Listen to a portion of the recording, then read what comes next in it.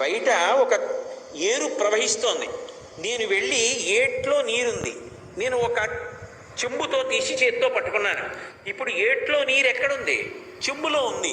చెంబులో నీరున్నా ఇలా నీరు చూపించి, అయ్యా ఇవి ఎక్కడి నీరు అంటే ఏట్లో నీరండి అంటాను. ఇప్పుడు ఆ నీరు కొంత దూరం వెళ్ళాక దాహం వేసింది, తాగేశాను. ఇంకొక పావుగంట అయింది. ఇప్పుడు ఆ నీరేది? నేనైపోయాను. ఆ నీరు నేనైపోవాలి. అవలేదనుకోండి ఏదో దోషం వచ్చిందనమాట, తేడా వచ్చేసింది. నీరు నేనవలేదు. తాగిన నీరు నీరుగా బయటికి వెళ్ళిపోతోంది, వాంతి అయిపోతోంది, లేకపోతే కింద నుంచి వెళ్ళిపోతోంది. అతిసారం వచ్చిందనమాట, ప్రమాదం. నేను తిన్నది నేనైపోవాలి. నేను మధ్యాహ్నం భోజనం చేశాను అనుకోండి, సాయంకాలం అయ్యేటప్పటికి అన్నం జీర్ణం అయిపోయి అన్నం నేనైపోవాలి. తిన్న అన్నం తిన్నట్టే కడుపులో ఉండిపోయి రాత్రి 8 గంటలకి కడుపులో తిప్పి తిన్నది బయటికి వచ్చింది అనుకోండి, పోయింది ఆరోగ్యం. నేను తిన్నది నేనవలేదు. నేను పీల్చిన గాలి నేనైపోవాలి. నేను చదివిన పుస్తకం నేనైపోవాలి. ఆఖరికి నేను శివుడైపోవాలి. అలా అవలేదనుకోండి, ఆ జన్మలో తేడా ఉంది. మళ్ళీ ఆ తేడా ఎవరు కనిపెట్టాలి? శివుడే కనిపెట్టాలి. అది ఎవరు? వైద్యుడు. ప్రథమో దైవ్యోభిషకో ఉత్తరాధ్యాయంలో చెప్తున్నాం కదా, మొట్టమొదటి వైద్యుడుగా లోకంలో వచ్చేవాడు ఎవరంటే పరమశివుడే వస్తాడు. అందుకే ఎవరు వైద్యుడు అంటే శివుడే వైద్యుడు. వైద్యో నారాయణో హరిహి. శివకేశవుల మధ్య భేదం ఉండదు, నారాయణుడే వైద్యుడు. అందుకే యజుర్వేదం అంతటిది రుద్రాధ్యాయంలో ప్రథమో దైవ్యోభిషకు అహీశ్చ సర్వాంజం భయం అంటూ మనం అభిషేకం చేస్తున్నాం కదా.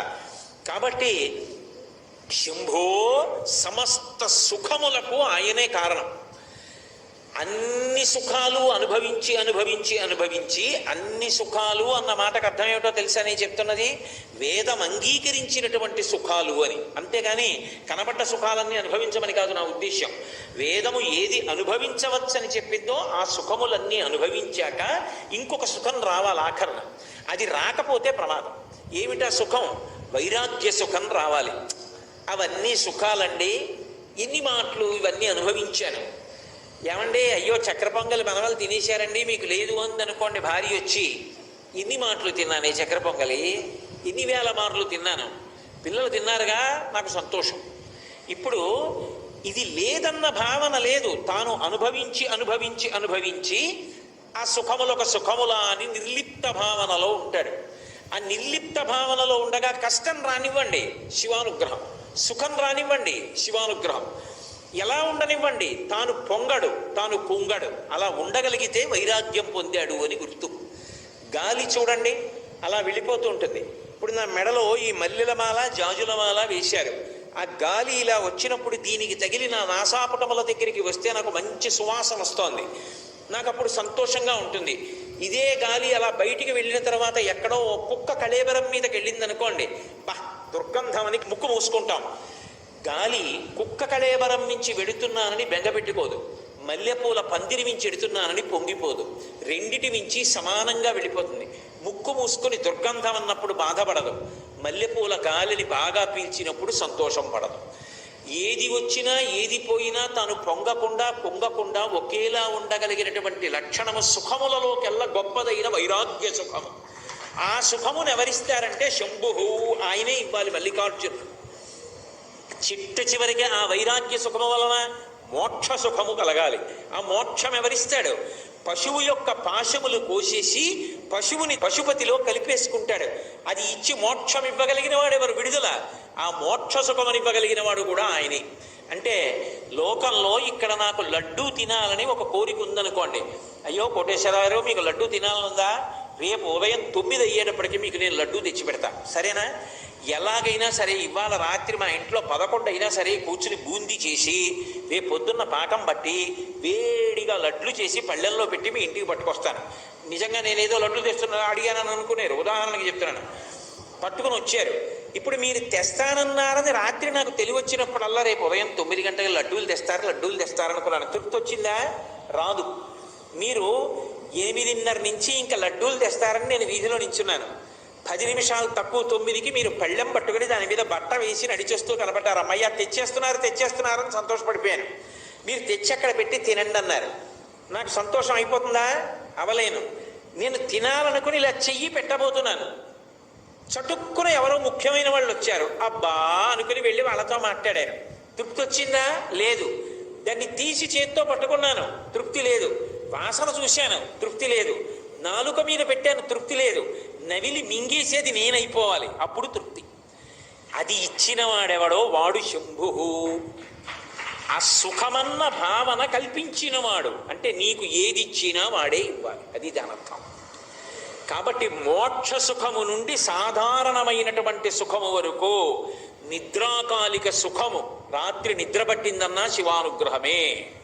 కాబట్టి సమస్త భూతములకు నిద్రాకాలిక సుఖమిచ్చి ఇంద్రియముల యొక్క బడలిక తీరుస్తాడు రాత్రివేళ. అటువంటి శంకరుడున్నాడే, ఆయన కాకపోతే శంభు అన్న నామంతో అన్వయం ఎవరికి అవుతుంది? అందుకని నీలకంధర శంభు. ఇప్పుడు ఈ రెండు నామాలు ఎవరికి అన్వయం? పరమశివుడికి అన్వయం. ఇందాక ఎవరికి అన్వయం? మేఘానికి అన్వయం. ఇప్పుడు ఎవరికి అన్వయం? ఆయనకు అన్వయం. కాబట్టి కారుణ్యం మృతవర్షిణం. ఆయన ఏం చేశాడు? మేఘం ఎలా అయితే పరమదయతో సముద్రంలో తాను తాగినటువంటి ఉప్పు నీటిని చల్లటి నీటిగా మార్చి నిరాధారమైనటువంటి ఆకాశ మండలంలో ప్రయాణం చేసి వచ్చి అడిగాడా అడగలేదా అని చూడకుండా, కృతజ్ఞత చెప్పాడా చెప్పలేదా అని పట్టించుకోకుండా, రాత్రివేళ తల దగ్గర ఉన్నటువంటి తీయటి నీళ్లనన్నిటినీ కూడా వర్షించేసి ఒక్క చొక్క మిగల్చుకోకుండా తెల్లటి మబ్బు దూది పింజలా ఆకాశంలో తిరిగి వేగంగా వెళ్ళిపోతుందో, అలా పరమ దయతో తనని ఎవడు ఏది కోరుకున్నాడో వాడు కోరవలసిన అవసరం లేకుండా ఇచ్చేస్తాడు. అది మామూలుగా ఉండదు, అది శివతత్వం. శివుడిస్తే మామూలుగా ఉండదు. అందుకే ఆయనకు ఒక్కడికే ఒక అనితర సాధ్యమైనటువంటి ప్రజ్ఞ ఉంది. లోకంలో ఎప్పుడైనా ఎక్కడైనా ఎవ్వరూ చెయ్యలేనటువంటి పని చేస్తే అది ఎవరు చెయ్యాలి అంటే శివుడే చేస్తాడు తప్ప ఎవరు చెయ్యరు దాన్ని. అందుకే శంకరాచార్యులు వారు శివానందలహరిలోనే ఒక అద్భుతమైనటువంటి మాట అంటారు. శంకర పక్షస్థాడనమంత కశ్యపట్కటినాపస్మార సంవర్ధనం భూభృత్పర్యటనం నమత్సురశిరకోటీర సంఘర్షణం కర్మేదం మృదులస్య తావకపదద్వంద్వస్య గౌరీపతే మచ్చేతో మణిపాదుకా విహరణం శంభో సదాంగీకురు అంటారు. అక్కడ శంభో అని పిలిచారు. ఆయన ఈ శ్రీశైల పర్వతం మీద నడుస్తాడట, సంధ్యాకాలంలో దిగుతాడు. భూమండలం మొత్తం మీద ప్రతిరోజు ప్రదోష వేళలో శంకరుడు యొక్క పాద స్పర్శకి నోచుకునేటటువంటి ఒకే ఒక్క ప్రాంతం ఏది అంటే శ్రీశైల ప్రాంగణం. శ్రీశైల ప్రాంతంలో ప్రదోష వేళలో అసలు ఉండడం అనేటటువంటిది అంత గొప్ప విశేషం. ఎందుకని అంటే ఇక్కడ దిగుతాడు, ఆయన దిగి నడుస్తాడు. ఆయన నడుస్తాడు కాబట్టి శ్రీశైల పర్వతం అంతా ఓషధులతో నిండిపోయి ఉంటుంది అని శంకరాచార్యులు వారు యోగతారావళిలో చెప్పారు. శ్రీశైల శృంగే వివిధ ప్రసంగే శేషాద్రి శృంగే సదా వసంతం తమర్జునం మల్లిక పూర్వమేనం అంటారు. అర్జున వృక్ష రూపంలో అంటే ఆ పక్కనే తెల్లమద్ది రూపంలో ఉంటాడు, అది శివుడు. అలాగే మల్లికా తీగ చుట్టుకున్నటువంటి రూపంతో ఉంటాడు. అందుకే సంధ్యారంభ విజృంభితం శృతిశిరస్థానం తరాధిష్ఠితం సప్రేమ భ్రమరాభిరామమ సకృత్సత్వాసనాశోభితం భోగీంద్రాభరణం సమస్త సుమన పూజ్యం గుణావిష్కృతం సేవే శ్రీగిరి మల్లికార్జున మహాలింగం శివాలింగితం అంటారు. ఆ మల్లెతీగ చేత చుట్టుకున్నటువంటి తెల్లమద్ది చెట్టుందే, అది పార్వతీదేవి చేత ఆలింగనం చేసుకోబడినటువంటి పరమశివ స్వరూపం. ఆ భ్రమరాంబాదేవి మల్లెతీగగా చుట్టుకుంటున్నాయింది. శ్రీశైల క్షేత్రంలో ఆ అర్జున వృక్షాలని చాలా బాగా కాపాడుతున్నారు. కానీ దాని మొదట్లో మల్లెతీగ కూడా వేసి పెంచితే అసలు ఆ చెట్టుని మల్లెతీగ అల్లుకుని పువ్వులు పూస్తే వసంత ఋతువులో అసలు ఎక్కడికి వెళ్ళక్కర్లేదు. కొన్నాళ్ల పాటు శ్రీశైలంలో ఉండే చెట్టు మొదట్లో కూర్చుని ధ్యానం చేసుకోవచ్చు. పార్వతీ పరమేశ్వరుల పాదాల దగ్గర కూర్చున్నట్టే శంకర భగవత్పాదులంతటి వారు మల్లెతీగ అల్లుకున్న అర్జున వృక్షము అని వర్ణించారు. అటువైపు పెద్ద చెట్టు ఉంది, ఇటువైపు పెద్ద చెట్టు ఉంది. రెండిటిని చాలా బాగా కాపాడుతున్నారు, అది నిస్సందేహం. చాలా బాగా రక్షిస్తున్నారు. మల్లెతీగ కూడా అక్కడ పెడితే శంకరాచార్యుల వారు చేసినటువంటి దర్శనాన్ని మనం కూడా చేసే అవకాశం ఉంటుంది. కాబట్టి శంకరుడు మహానుభావుడు. ఆయన దయతో ఇవ్వలేనిదన్నది లేదు. ఆయన ఏమి ఇవ్వనివ్వండి లోకంలో ఊహ చెయ్యని రీతిలో ఉంటాయి. ఆయన ఒక్కడే అందరినీ చంపేటటువంటి వాణ్ణి ఎడమకాలి పాదంతో తన్ని చంపేశాడు. అంతకుడు అంటే అందరి ప్రాణాలు యమధర్మరాజు గారు తీస్తారు. యమధర్మరాజు గారి పేరు చెప్తే అందరూ భయపడతారు. కానీ మార్కండేయుడు శివలింగాన్ని కౌగలించుకొని నన్ను ఇప్పుడు నువ్వేం చేస్తావు అని అనలేదు. ఆయన ఓ మాట అన్నాడు, చంద్రశేఖరమాశ్రయే మమ కింకరిష్యతి వయ్యమహ అన్నాడు. నేను పరమశివుణ్ణి పట్టుకుని ఉండగా ఓ యముడా నువ్వేం చేస్తావురా అన్నాడు. ఆయనకి కోపం వచ్చింది. అంటే నువ్వు శివలింగాన్ని కౌగిలించుకుని ఉంటే నేనేం చేయలేను అనుకుంటున్నావా అని పాశం వేశాడు. మరి శివలింగాన్ని గట్టిగా కౌగిలించుకున్నప్పుడు ఆ పాశం శివలింగానికి కూడా పడింది. పడేటప్పటికి చూశాడు శంకరుడు, నన్ను నమ్ముకుని నన్ను పట్టుకుని నేనుండగా నువ్వు ఏమీ చేయలేవంటుండగా పాశం వేస్తావా? అంతే ఎడంకాలెత్తి తన్నాడు యమధర్మరాజు గారి యొక్క వక్షస్థలం మీద. అందరినీ చంపే యముడు మరణించాడు. ఆ మరణించినప్పుడు దేవతలందరూ వచ్చి స్తోత్రం చేస్తే మళ్ళీ బ్రతికించాడు యమధర్మరాజుని. నా భక్తుల జోలికి వెళ్ళవద్దని చెప్పాడు. కాబట్టి అందరినీ చంపేవాణ్ణి చంపినా ఆయనే, అందరినీ పుట్టించడానికి కారణమైన వాడిని బూది చేసిన ఆయనే. అందరూ పుట్టడానికి కారణం మన్మధుడి బాణాలు, తల్లిదండ్రుల మీద పడితే పుడతాడు. అందరినీ పుట్టించడానికి శక్తివంతమైనటువంటి బాణములను ప్రయోగించగలిగినటువంటి మన్మధుణ్ణి తన 3 కంటి మంట చేత కాల్చేసిన శంకరుడే కాల్చాలి. ఉపమన్యువు పాల కోసం ఏడ్చాడు తల్లి దగ్గరికి వెళ్ళి. పాపం ఆవిడ మహాపేదరాలు, పిల్లలందరూ ఆవు పాలు తాగుతున్నారు. నువ్వు పేదవాడివి, నీకు తండ్రి లేడు, నీకు పాలు ఎక్కడివిరా అన్నారు. తల్లిని వెళ్ళి అడిగాడు, అమ్మా నాకు పాలు ఉండవా అమ్మా అని అడిగాడు. ఎక్కడి నుంచి తెస్తుంది పిచ్చి తల్లి? ఆవిడ పాలు లేవు అని చెప్పలేక బియ్యపు పిండి నీళ్లలో కలిపి ఇచ్చింది తాగరా అని. పిల్లవాడు తెలియక నీళ్లు పట్టుకుని పరిగెత్తుకుంటూ మిత్రుల దగ్గరికి వెళ్ళాడు. సాటి పిల్లల దగ్గరికి వెళ్ళి, ఇదిగో పాలు, ఆవు పాలు మా అమ్మ నాకు కూడా ఇచ్చిందన్నాడు. వాళ్ళు వాసన చూసన్నారు, ఇవి ఆవు పాలు కావు, మీ అమ్మ నిన్ను మోసం చేయడానికి వరిపిండి నీళ్ళు ఇచ్చిందన్నారు. ఏడుస్తూ వెళ్ళి, అమ్మ నాకు ఆవు పాలు లేవా, నాకు నాన్నగారు లేరా అన్నాడు. ఎవడు చెప్పాడురా నీకు నాన్నగారు లేరని? లోకములకంతటికీ తండ్రి శంకరుడు, ఉన్నాడు మీ నాన్న. లోకములకంతటికీ తండ్రి శంకరుడు, ఉన్నాడు మీ నాన్న అంది. అయితే ఎలా కనపడతాడన్నాడు. వెళ్ళి తపస్సు చేయి, ఆయన కనపడతాడంది. బాలభక్తి. వెళ్ళి పరమశివుడి గురించి తపస్సు చేశాడు. ఉన్నాడు అని నమ్మి తపస్సు చేశాడు. ప్రత్యక్షం అయ్యాడంతే. నీకేం కావాలన్నాడు. పిల్లవాడు పాపం ఏం తెలుసు, నాకు తాగడానికి ఆవు పాలు కావాలన్నాడు. శంకరుడు నవ్వాడు. ఆవు పాలు ఇవ్వనా? నేను దర్శనమిస్తే నీకు ఇవ్వవలసింది కాసిన ఆవు పాల. నువ్వు నన్ను అడిగావు కాబట్టి పాల సముద్రాన్ని సృష్టిస్తున్నానని క్షీరసాగరాన్ని సృష్టించాడు ఉపమన్యువు కోసం. ఆయన చెయ్యలేనిది ఏముంది లోకంలో? వాసుకి పేరు చెప్తే హడిలిపోతారు. అంత పెద్ద సర్పం, అంత పెద్ద సర్పాన్ని తీసి మెడలో హేళగా ఆభరణంగా వేసుకున్నాడు. ఆదిశేషుడు 1000 పడగలతో భూమిని మోస్తాడు. అటువంటి ఆదిశేషుడు ఎగిరి కాలిని పట్టుకుంటే పాదానికి అందెలా అలంకారం చేసుకున్నాడు. ఆయన చెయ్యలేనిది ఏముంది లోకంలో? హాలాహలాన్ని చూసి అందరూ భయపడిపోతుంటే ఆయన దగ్గరికి వెళ్ళి బ్రతిమాలేరు. అందరూ హాలాహలం తరువుకొచ్చేస్తోంది, కాల్చేస్తోంది అని భయపడి చని కైలాసముచొచ్చి శంకరుడి వాసద్వారముంజేరి ఈశుని గవ్వారిగులు అడ్డుపడ్డ తలమంచొంచొచ్చి కుయ్యో ముర్రో విను మాలింపుము చిత్తగింపుము దయన్ వీక్షింపుమన్ చంబుజానన ముఖ్యుల్కని రక్తరక్షణ కళా సంరంభునిన్ శంభునిన్ అంటారు పోతన గారు. వెళ్ళి కైలాసానికి, శంకరా నువ్వు తప్ప మమ్మల్ని ఎవరు కాపాడతారు, స్వామి రక్షించన్నారు. అనేటప్పటికి బయటికి వచ్చి, పరహితము చెయ్యునెవ్వడు పరమహితుండగును భూత పంచకమునకున్ పరహితమే పరమధర్మము పరహితునకు నిదురు లేదు పర్వేందుముఖి అంటూ హాలాహలాన్ని దేవతల కోసం పుచ్చుకున్నాడు. ఆయన చెయ్యలేనిది ఏమిటి? ఆయన నాకు ఇది కావాలని ఇప్పుడు అడగడం. భక్తి ఉన్నదా మురిసిపోతాడంతే. ఆయనకి కావలసింది ఆ భక్తి ఒక్కటే. ఆయన అందరికీ అన్నీ ఇవ్వగలడు, ఆయనకి మనమేమిస్తాం? ఆయన సృష్టిలో వచ్చిన వాళ్ళం మనం. నా గుండెకాయ నేను పెట్టుకున్నానా, నా కాలేయం నేను పెట్టుకున్నానా, నా ఊపిరితిత్తులు నేను కొని తెచ్చుకున్నానా, నాలో ఉన్న ఎముకలు నేను పెట్టుకున్నానా? ఇందులో చర్మము, రక్తము, మాంసము, కొవ్వు, అస్థి, శుక్ల, మేధ అనబడేటటువంటి 7 పదార్థాలు ఉన్నాయి. ఈ 7 పదార్థాలు నేను సృష్టించానా? ఈ కళ్ళకి వెలుగు నేను పెట్టుకున్నానా? ఈ ముక్కుతో గాలి తీసే శక్తి నాకుందా? అందరూ ఊపిరి తీయగలిగిన వాళ్ళైతే ఊపిరి ఆగిపోయి ఎందుకు చచ్చిపోతున్నారు?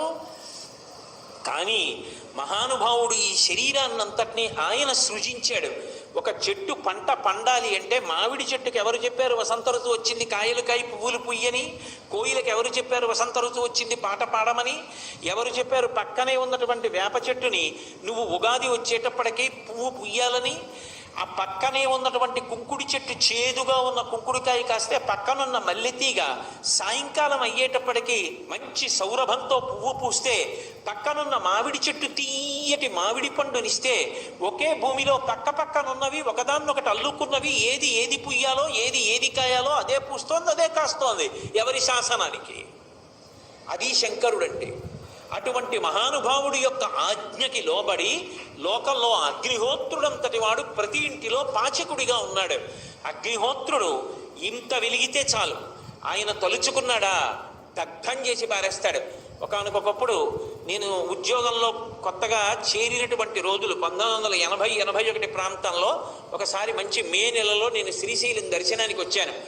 దర్శనం చేసుకుని కొంత దూరం దిగేటప్పటికీ బస్సు డ్రైవరు చాలా భయపడిపోయాడు. దావానలం అంటేసుకుందండి, మనకి తెలియలేదు, ఇది కార్చిచ్చు అంటారు. అంటే ఎటువైపు నుంచి ఎటువైపుకి వస్తుందో చెప్పలేము. చీకటి పడుతోంది అప్పుడప్పుడే, ఎటు చూసినా అగ్నిహోత్రమే, అది కూడా దూకుతూ దూకుతూ వెళ్ళి అట్టుకుంటుంది. కార్చిచ్చు ప్రబలిపోయిందండి, ఇలా ఉందనుకోలేదు, ఎక్కడో దూరంగా మంట అనుకున్నానో అంటుకుపోయింది అన్నాడు. అది వచ్చేస్తే ఎవరేం చేస్తారు? క్రూర మృగాలు కూడా భయపడిపోయి వచ్చేస్తాయి, కార్చిచ్చు లేని చోటుకు వచ్చేస్తాయి. కానీ అదృష్టం, ఆ కార్చిచ్చు మా బస్సు దగ్గరికి రాలేదు. అదృష్టవశాత్తు మేమందరం లోయ దాటిపోయి కిందకి వెళ్ళిపోయాం. ఒక్కొక్క నాడు అగ్నిహోత్రం ఎక్కడో ఎండుటాకులో ఇంత రగులుకుంటుంది. రగులుకున్న అగ్నిహోత్రం అడవినంతటినీ కాల్చేస్తుంది. కానీ అదే అగ్ని మన ఇంటిలో వెలిగిస్తే మనకి వంట చేసి పెడుతున్నాడు ఆయన కర్మ. ఆయన కర్మ కాలి కాదు, ఎవరి కోసం చేస్తున్నాడో తెలుసా? శంకరుడు ఆజ్ఞాపించాడు. వాళ్ళందరూ అన్నం ఎలా తింటారు? నువ్వు ప్రతి ఇంటిలో వంట బ్రాహ్మణుడవై వంట చెయ్యి అన్నాడు. హవ్యం వహతి దేవానాం కవ్యం కవ్యాసినామపి పాకంచ కురుతే వహ్మి శంకరశైవ శాసనాత్ అని వ్యాసుడు లింగపురాణంలో చెప్పాడు. పరమశివుడు ఆజ్ఞాపించాడు కనుక ప్రతి ఇంటిలో వంట బ్రాహ్మణుడై వంట చేసి పెడుతున్నాడు. పితృదేవతలకి కవ్యమిస్తే స్వధాకారంతో పిలిస్తే అది పట్టికెళ్ళి పితృదేవతలకు అందిస్తున్నాడు. స్వాహాకారంతో యజ్ఞం చేస్తే ఆ హవిస్సుని పట్టికెళ్ళి దేవతలకు అందిస్తున్నాడు. ఈ 3 మహోపకారాలు అగ్ని ఎందుకు చేస్తున్నాడు అంటే, అదిగో శంకరుడి యొక్క శాసనాన్ని అనుసరించి మనందరినీ కాపాడుతున్నాడు. పరమశివుడే అలా ఆజ్ఞాపించి ఉండకపోతే మన బ్రతుకులు ఉంటాయా? ఆయన అంతటి కరుణా సముద్రుడు. ఆయన చెయ్యలేనిది ఏముంటుంది? ఆయన చేష్టితములు చాలా ఆశ్చర్యకరంగా ఉంటాయి. దక్షిణ దేశంలో నందనారని ఒక భక్తుడు, ఒకప్పుడు ఆయనకి చిదంబరం వెళ్ళి నటరాజస్వామి దర్శనం చెయ్యాలి అనిపించింది. ఆ నటరాజస్వామి చాలా ఆశ్చర్యంగా ఉంటారు. ఒక్కొక్క చోట నటరాజస్వామి వైభవం చూసి తీరాలి. మధురై దేవాలయంలో ఉండేటటువంటి నటరాజస్వామి వారి భంగిమ చూస్తే బహు ఆశ్చర్యకరంగా ఉంటుంది. అన్ని భంగిమల నృత్యం చేస్తాడు. ఆ చిదంబరంలో ఉండేటటువంటి నటరాజస్వామి దర్శనం చెయ్యాలనుకున్నాడు. యజమాని దగ్గరికి వెళ్ళి అడిగాడు చీకటి పడుతుండగా, అయ్యా రేపు చిదంబరం వెళ్ళాలనుంది, నటరాజస్వామి దర్శనం చెయ్యాలనుంది, నేను వెళతాను, నాకు అనుమతి ఇవ్వండి అని అడిగాడు. ఆయన మహా ఐశ్వర్యవంతుడు, మంచి మదోన్మత్తుడై ఉన్నాడు. ఎందుకు పంపించాలి పాలేరుని, వీడితో పనిచేయించాలి తప్పనుకున్నాడు. అని అన్నాడు, తప్పకుండా వెళ్ళు అన్నాడు. ఆ ఒక్క మాటే వినపడింది నందనారికి. సంతోషపడిపోయాడు. ఆయన అన్నాడు, ఇవాళ రాత్రి మనకున్నటువంటి 500 ఎకరాల పొలాన్ని నాగలి పట్టి దున్ని, విత్తనాలు చల్లేయి, పంట పండించేయి, కోత కోసేయి, గడ్డి తీసుకెళ్ళి వాము వేసేయి, ధాన్యాన్నంతటినీ కూడా దులిపేయి, ధాన్యాన్ని బస్తాలకు ఎత్తేయి, ధాన్యాగారాలకి తీసుకురా, అంతా కూడా శుభ్రంగా సంరక్షణ చేయి, గడ్డివాములు వేసేయి, పంట పొలంలో మళ్ళీ ఎక్కడా ఒక్క గడ్డి పరక లేకుండా తీసేయి, చిదంబరం వెళ్ళిపో అన్నాడు. ఆయనకి ఇవన్నీ వినపడలేదు, ముందు వెళ్ళిపో అన్న మాట వినపడింది. సంతోషపడిపోయాడు. తర్వాత ఇవన్నీ వినపడ్డాయి. అలాగే అన్నాడు, వెళ్ళిపో అన్నాడు కదా అన్న సంతోషం. గబగబా పొలానికి పరిగెత్తుకొచ్చాడు. కటిక చీకటి, రాత్రి 7-8 అవుతోంది. తెల్లవారేటప్పటికి చిదంబరం వెళ్ళాలని కోరిక. రాత్రంతా నడిస్తే కానీ చిదంబరం వెళ్ళలేడు. రాత్రి 500 ఎకరాల పొలాన్ని దున్ని, పంట వేసి, పంట పండించి, నీరు పెట్టి, కోత కోసి, ధాన్యం దులిపి, బస్తాలకెత్తి, గాజల్లో పోసి, గడ్డి తీసుకెళ్ళి, వాము వేసి, పొలం శుభ్రం చేసేసి తాను చిదంబరం వెళ్ళాలి. అవుతుందా? ఒక్కనాటికి అవధానం అర్థమైపోయింది. అయ్యో చిదంబరం వెళ్ళమన్నాడన్న ఆనందంలో వచ్చేసానే, ఇప్పుడు నేను ఈ చీకట్లో ఈ పొలం ఎలా దున్నుతాననుకున్నాడు. ఒక్కసారి ఆకాశం ఆయన స్వరూపమేగా, పైకి చూశాడు. శివా నరిచి నిన్ను చూడకుండా ఉండలేనయా అని స్పృహ తప్పి పడిపోయాడు. ఆయన తలుచుకుంటే ఒక్కసారి సంకల్పం చేస్తే పంట పండేస్తుంది. కానీ తన భక్తుడు పడవలసిన కష్టం తాను పడాలనుకున్నాడు. కైలాసంలో కొడుకులు ఇద్దరిని పిలిచాడు. ఒరేయ్ రండి అన్నాడు. విఘ్నేశ్వరుడు, సుబ్రహ్మణ్యుడు, ప్రమదగణాలు, పార్వతీదేవి అందరూ కలిసి భూమి మీదకి వచ్చారు. శంకరుడు స్వయంగా పంచె తీసి పైకి పెట్టి గోచి పోసి కట్టాడు. నాగలి పట్టాడు. ఆయన తలుచుకుంటే ఎంతసేపు భూమి దున్నేశాడు. పార్వతీదేవి విత్తనాలు చల్లింది. విఘ్నేశ్వరుడు కలుపు తీశాడు. సుబ్రహ్మణ్యుడు కోత కోశాడు. పంట అంతా పండేసింది. తీసుకెళ్ళి ఆ గాదెలో పోసేశారు. గడ్డివాం వేసేశారు. తెల్లవారుతోంది, ఇంకా 2 అవుతోంది. నందుణ్ణి లేపాడు. నందనార్ చిదంబరం వెళ్ళన్నాడు. ఎలా వెళ్ళనా, ఎలా పంట అన్నాడు. పండేసింది, చేర్చేశామన్నాడు. నీ యజమానికి చెప్పి వెళ్ళిపో అన్నాడు. గబగబా పరిగెత్తుకుంటూ యజమాని దగ్గరికి వెళ్ళాడు. నువ్వు చెప్పినట్టు పంట పండించానన్నాడు. తెల్లబోయాడు జమీందారు. లేచి వచ్చి చూశాడు. గాదెలో పంట ఉంది, గడ్డివా ఉంది, అన్నీ ఉన్నాయి. అర్థమైంది శివానుగ్రహం అంటే ఏమిటో. నందనార్ కాళ్ళ మీద పడ్డాడు. నీ భక్తి నాకు అర్థమైంది నందుడా, వెళ్ళిపో చిదంబరానికి, నేను కూడా మారిపోయాను, ఇక పైన ఇలా ప్రవర్తించనన్నాడు. చిదంబరం వెళ్ళాడు. అర్చకులు ఆయన పట్ల చాలా కఠినంగా ప్రవర్తించారు. అగ్నిలో ప్రవేశించు, నీకు దేవాలయ ప్రవేశం చేయిస్తా ఉన్నారు. అగ్నిహోత్రాన్ని రగలిస్తే శివుడికి నమస్కారం చేసి అగ్నిలోకి వెళ్ళాడు.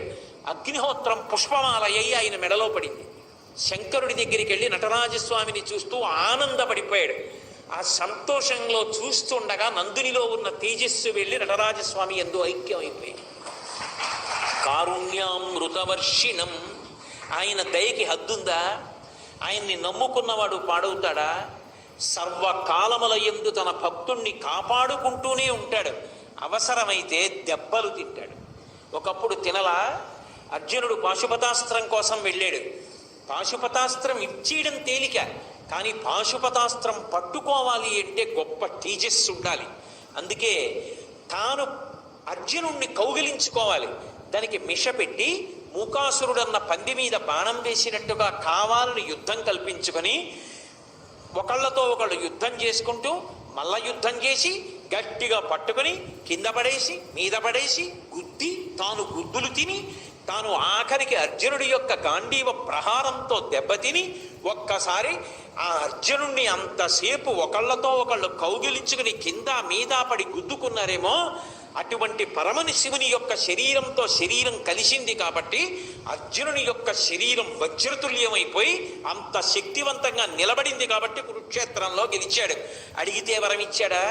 అడగకపోయినా యుద్ధం పేరుతో అర్జునుడితో యుద్ధం చేసి అనుగ్రహించాడు. అందుకు కదూ అంతటి అర్జునుడు పొంగిపోయి శ్రీకంఠలోకేశ లోకోద్భవస్థాన సంహారహారి మురారి ప్రియా చంద్రధారి మహేంద్రాది బృందారకానంద సందోహ సంధాయి పుణ్యస్వరూప విరూపాక్ష దక్షాద్వరద్వంచ కాదేవ నీదైన తత్వంబు భావించి బుద్ధి ప్రధానంబు కర్మంబు విజ్ఞాన మధ్యాత్మ యోగంబు సర్వక్రియాకారణం వచ్చు నానా ప్రకారంబులన్ బుద్ధిమంతులు విచారించచో నిన్ను భావింతు ఈశాన సర్వేశ్వర సర్వసర్వజ్ఞ సర్వాత్మక నిర్వికల్ప ప్రభావ భవానీపతి నీవు లోకత్రయీవర్తనంబుల్ మహావాజు ఖాతగ్ని సోమార్కతోయం బులంజేసి సంసార చక్రి క్రియాయంత్రవా హుండవైతాది దేవాదిదేవా మహాదేవా నిత్యంబు రజ్జంత యోగస్థితి నిర్మల జ్ఞాన దీప ప్రభజ్వాల విధ్వస్త నిస్సార సంసార మాయాంధకారోల్జిత క్రోధ రాగాది దోషుల్ యతీంద్రుల్ యతాత్ముల్ భవత్పాద పంకేరు హద్యాన టిండీర ధారానుభూతిన్ సదా తృప్తులైరవ్యయా భవ్యసేవ్యా భవా భర్గ భట్టారకా భార్గవాగచ్చ కుక్షాది నానాముని స్తోత్ర దత్తావధాన లలాటేక్షణోగ్రగ్ని భస్మీకృతానంగ భస్మానులిత్తంగ గంగాధర నీ ప్రసాదంబులన్ సర్వగీర్వాణ గంధర్వులున్ సిద్ధ సాధ్యోరగేంద్ర మహేంద్రాదులున్ శాశ్వతైశ్వర్య సంప్రాప్తులైరి విశ్వకర్త సురాభ్యర్థిత నాకు అభ్యర్థితంబుల్ ప్రసాదింపు కారుణ్యమూర్తి త్రిలోకైకనాథ మహాదేవదేవ నమస్తే నమస్తే నమః అని కాళ్ళ మీద పడ్డాడు. అప్పుడు పాశుపతాస్త్రాన్ని అనుగ్రహించాడు. కారుణ్యామృతవర్షిణం, ఆయన యొక్క దయకి హద్దు లేదు.